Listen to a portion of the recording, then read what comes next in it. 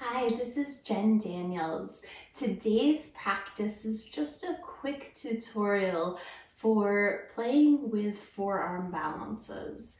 So the big thing I believe when it comes to doing any sort of arm balances or inversions, we get so stuck in what we think we can't do that we don't recognize what we can do and what we're able to do.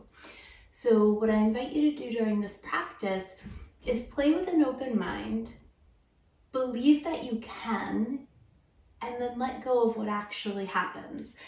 From the Bhagavad Gita, we've learned not to attach to the fruits of our actions, right? So we play, we try, and we let go of whatever comes from the work that we've done.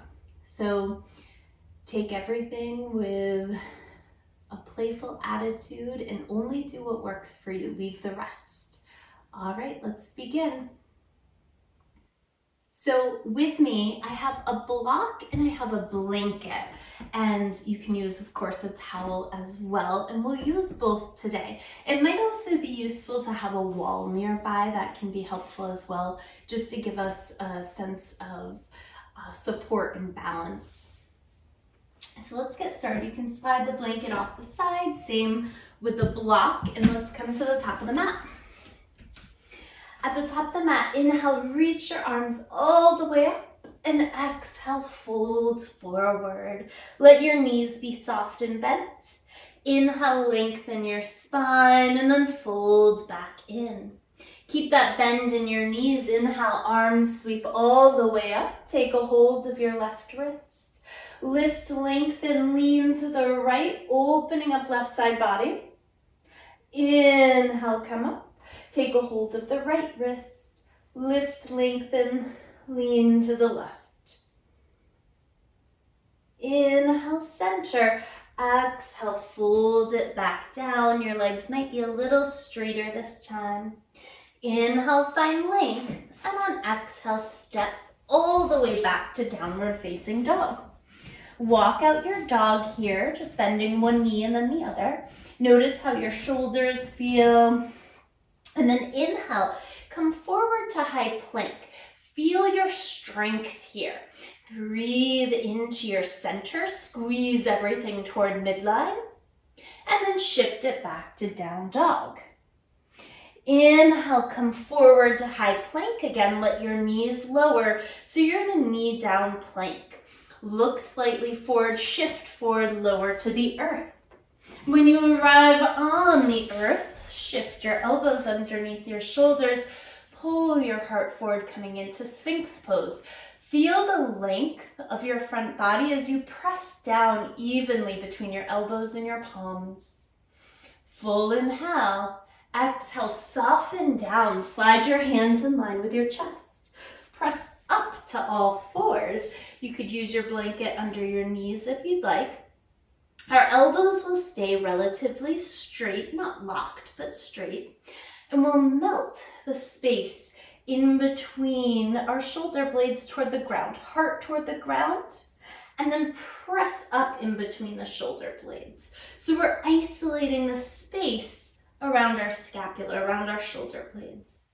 We'll melt down, we'll press up. Two more. Melt down, press up, melt down, and press up. Beautiful. Tuck the toes, shift up and back to down dog. Inhale, right leg reaches up. Exhale, step right foot forward. Look forward, step to the top of your space. Inhale, lengthen spine. Exhale, fold it in. Inhale, arms sweep up. Exhale, hands to heart, building a little heat through our core and our shoulders just to be prepared for these movements. Inhale, arms sweep up. Exhale, fold. Lengthen spine, step back again into downward facing. Inhale, float forward to high plank. Feel that strength from shoulders to hip, hip to heels. Crown of the head presses forward, and then we shift back to down dog. Inhale, come forward once more, knees down, or shift to the tip toes, lower halfway, chaturanga. Inhale, pull your heart forward, find length. Exhale, back to down dog. Left leg reaches up, left foot steps forward, fingertips on the earth, heart pulls forward, look forward, step to the top of your space. Lengthen spine and fold in. Inhale, arms sweep up. Exhale, hands to heart. Awesome. Hopefully building a little heat through the body. We'll start to get into it. Inhale, arms reach up. Exhale, fold.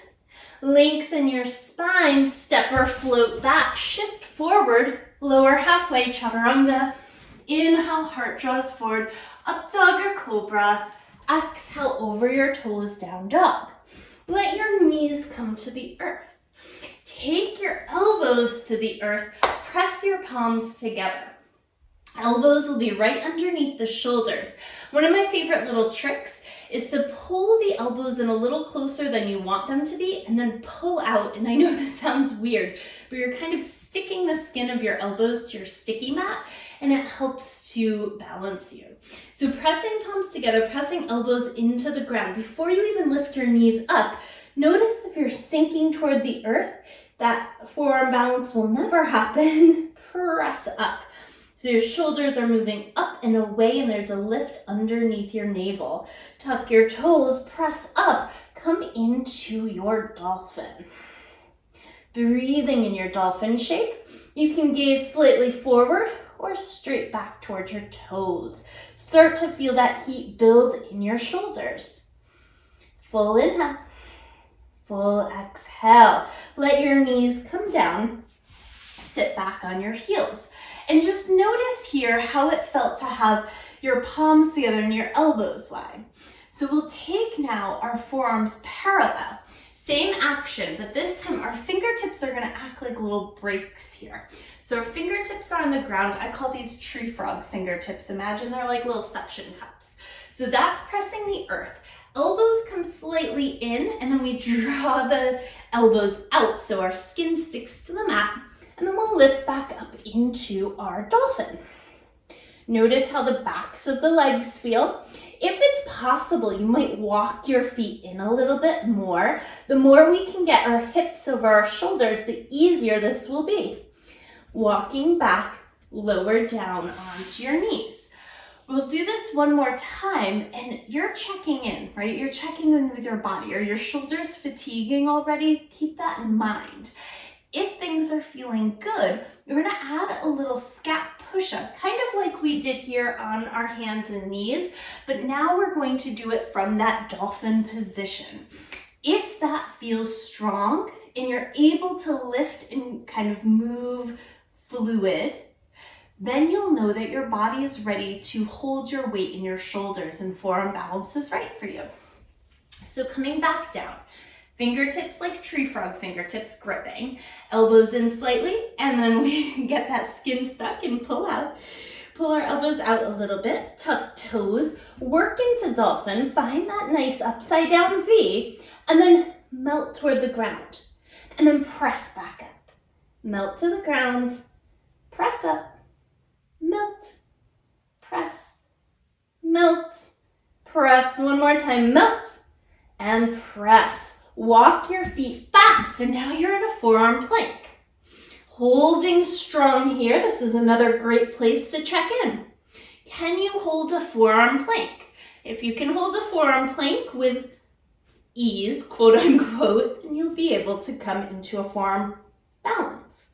Let your knees lower, let your hips lower, pull your heart forward, come into your Sphinx. Now from your Sphinx, flip your palms upward, so pinky fingers flip up. And we're going to take the pinky fingers together, elbows are rotating on the earth, and we'll pull the thumbs away, lift the heart. Draw your pinky fingers in, lift your thumbs away from midline. Two more like that, drawing in, pressing out, drawing in, and pressing out. Awesome. Place your hands in line with your chest and press up to all fours.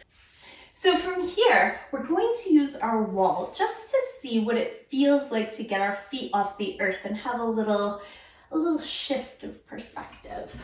So we'll take our hands down. Now, because we're using the wall, options. So you can press your palms together if that felt more stable and just to have that idea of hugging toward midline, or your hands can press the earth, whatever works for you.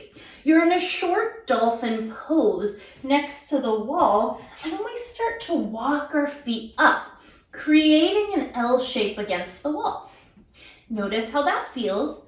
Maybe you play with lifting one or both feet up and away. Notice if you can squeeze your glutes and find a little balance here. Maybe. So when I was doing that, I could feel I was far too close to the wall. So I'm actually going to scooch a little bit further away, which means my hands are going to be off the sticky mat. So that should be interesting.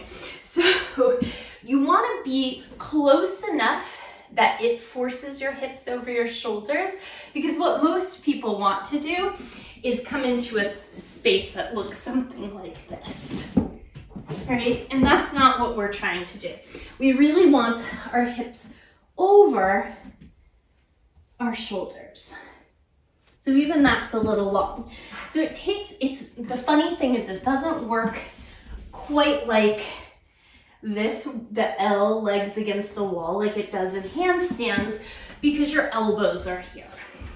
So it takes a little play, a little finagling, if you will. But you do want, now that's great, your legs to be straight. Then you can squeeze everything toward center, toward midline, and then play with lifting one or both legs up, squeezing in towards center. And then we lower down. Give it a little shake. Shoulders should be a little warm right now. If you're feeling like you have that mastered, you'd like to move away from the wall, what I recommend next is taking a block and having your block be your reminder to hug in towards center. So the big thing is we want our hips stacked over our shoulders and our core active, everything including our inner thighs drawing in toward midline. So I like the block because it reminds me to do that. So if that's feeling reasonable to you, you can make little L's around the block. So your thumb and index press the edges of the block.